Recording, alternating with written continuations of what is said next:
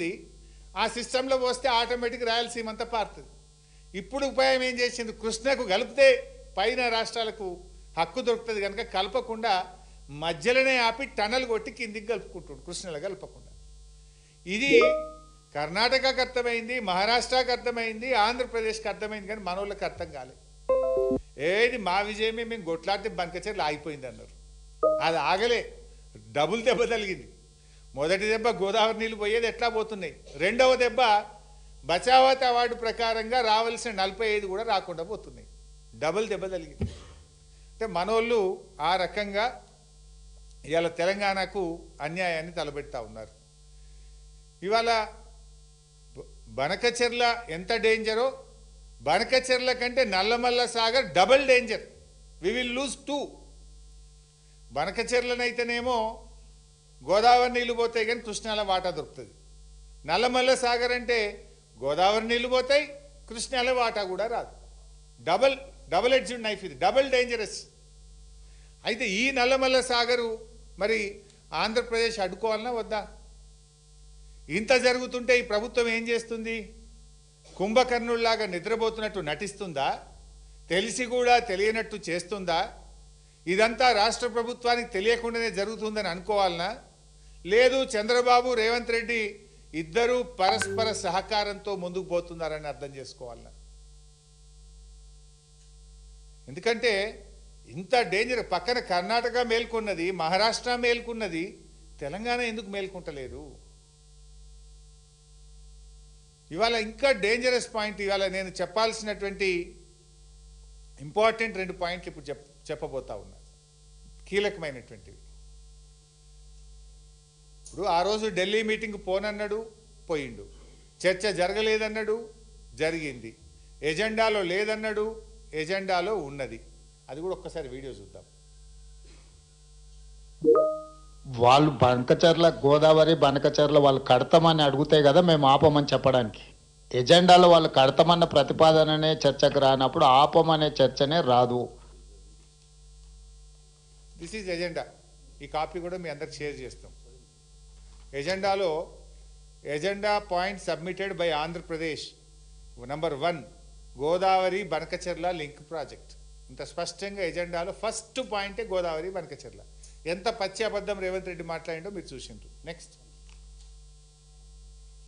మరి మెయిన్గా ఏదైతే ఆంధ్రప్రదేశ్ రాష్ట్రం నుంచి పోలవరం బనకచెర్ల ప్రాజెక్టు అంశం మీద ఏదైతే ఆంధ్రప్రదేశ్ ఇచ్చినటువంటి అంశం మీద, అదేవిధంగా తెలంగాణ రాష్ట్రం కృష్ణా గోదావరికి సంబంధించినటువంటి ఏవైతే రేజ్ చేసిన ఇష్యూస్ ఏవైతే ఉన్నాయో ఇవి రెండు కూడా టెక్నికల్ ఇష్యూస్ అన్నీ కూడా ఇన్వాల్వ్ అయి ఉన్నాయి. కాబట్టి ఈ టెక్నికల్ ఇష్యూస్ని ముందుగా ఒక పరిష్కారం చూపేటటువంటి విధంగా ఒక కమిటీని నిర్ణయం తీసుకోవాలని, ఏదైతే ఈ యొక్క కృష్ణా గోదావరి ఇష్యూస్, అదేవిధంగా పోలవరం బనకచెర్లకు సంబంధించినటువంటి ఈ యొక్క 2 సబ్జెక్టుల మీద కూడా మరి ఇటు టెక్నికల్ అదేవిధంగా అడ్మినిస్ట్రేటివ్ ఆఫీసర్స్తో కలిపి, ఎందుకంటే ఈ కమిటీ ద్వారా ఒక బేసిక్ మెకానిజం ఏదైతే మరి బిల్డప్ చేసుకుని ఒక రోడ్ మ్యాప్ని ముందుకు తీసుకెళ్లేటువంటి విధంగా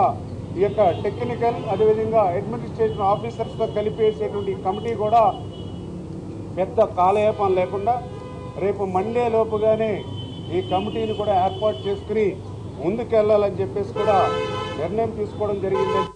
థ్యాంక్ యూ. ఉత్తమ్ ఉందా కమిటీ వేయమని చెప్పిన వీడియో రెడీ పెట్టుకున్నారా? ఉందా? ఉంటే రెడీ పెట్టుకో.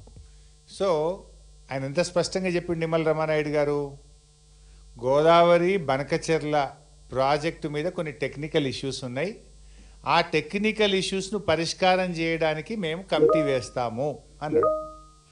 రేవంత్ రెడ్డి ఏమన్నాడు? ఎజెండాలో లేదు, చర్చ జరగలేదు, అసలు వాళ్ళు అడగనే లేదు బనకచెర్ల గురించి అని రేవంత్ రెడ్డి అన్నాడు.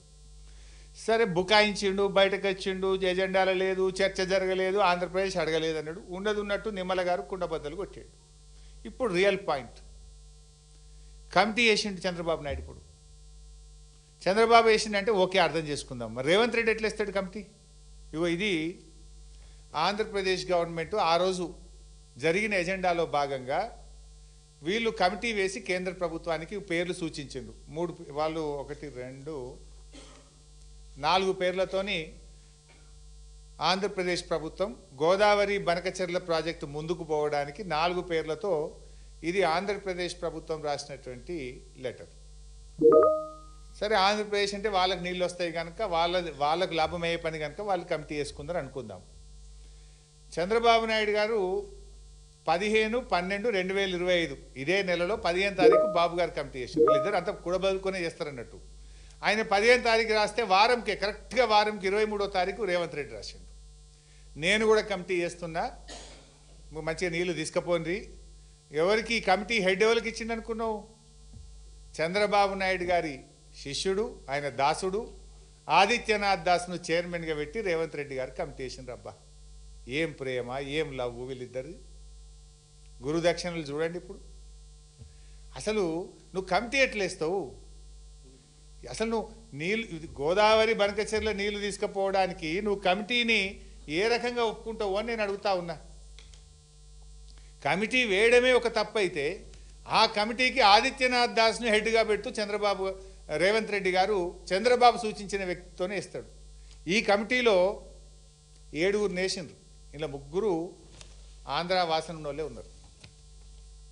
7లో 3 ప్రత్యక్షంగానో పరోక్షంగానో ఆంధ్రాతో అనుబంధం ఉన్న ఆత్మీయత ఉన్న వాళ్ళే 3 ఉన్నారు. ఇలా హెడ్ ఎవరు అంటే